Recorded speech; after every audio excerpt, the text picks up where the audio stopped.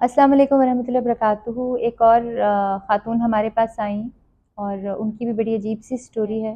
कर्ज़ लिया, बहुत ज़्यादा कर्ज़ लिया और मैं आप लोगों को भी ये बात सबको ये कहूँगी कि मेरी पूरी ज़िंदगी में मैंने आज तक कभी किसी से कर्ज़ नहीं लिया। ये नहीं कि मुझ पे ज़रूरतें नहीं पड़ी, हर इंसान की तरह जैसे गरीबों के कर्ज़ और होते हैं, मिडिल क्लास के और होते हैं, अमीरों के और होते हैं, इसी तरह मिडिल क्लास वाले तो बहुत ज़्यादा कर्ज़ लेते हैं, लेकिन मैंने आज तक कर्ज़ नहीं लिया क्योंकि मुझे ऐसा लगता है कि मैं उस रात सो ही नहीं सकूँगी जब मैंने किसी के पैसे देने होंगे। तो इस कर्ज़ से ना प्लीज़ आप इसके शिकंजे में ना फँसें, ना ऐप्स पे, ना किसी इंसान पे। तो ये इनकी स्टोरी क्या है, ये हम इन्हीं से सुनते हैं। अस्सलाम वालेकुम।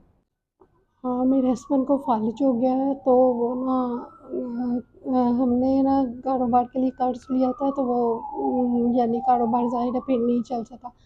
तो मेरे हस्बैंड का कहना है कि ना मरने से पहले ना मेरा जनाज़ा जायज़ हो जाए तो कर्ज़